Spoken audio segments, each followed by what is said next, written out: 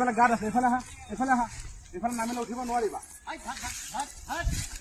এয়া চাক মম, এয়া চাক আমাৰ পাগলীজনী, এইফালে নাহে, এনেকে আহা, একদম কিবাহে হৈ গৈছে। এয়া আহিব ধৰিছে,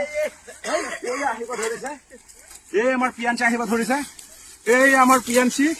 happy birthday Piyanchi, happy birthday Piyanchi, happy birthday Momo, happy birthday Momo, happy birthday to you, happy birthday to you, দিয়া happy birthday to you Piyanchi, happy birthday Momo. এই আমাৰ মমৰ বাৰ্থডে এইদৰে আমি পালন কৰি আছো। শিৱা এইফালৰ পৰা দেখুৱা, এই আমাৰ মমো। আৰু চাওক মমো এতিয়া মোৰ নিচিনা অখা হৈ গ'ল, আৰু মমৰ আজি 1 বছৰ সম্পূৰ্ণ হ'ল। খুব ভাল লাগিছে, আৰু মমো সদায় ভালে কুশলে থাকক, আৰু বছৰ বছৰ যাতে তাৰ বাৰ্থডে আমি পালন কৰিব পাৰো। এইটো নেখায় মমো, দিয়া মমোই কিন্তু কেক ধৰা নাই। মমো তোমাৰ কেকটো দিয়া, ময়ে কাটি দিওঁ। এয়া আমাৰ মমৰ কেক দেই। শিৱা, এই শিৱা ধৰা, এইটো ধৰা, দিয়া ধৰা।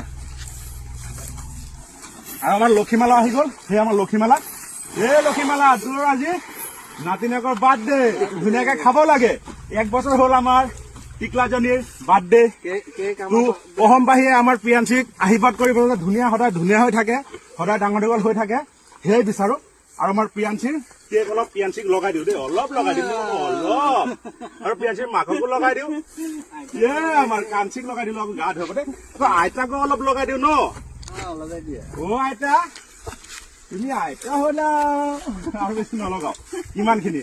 কিন্তু ছাৰ পিয়াঞ্চিত কেকৰ ইণ্টাৰেষ্ট নাই, কাৰণ জন্তু ন, যিয়ে হওক জন্তু হয় ন, কেক ভাল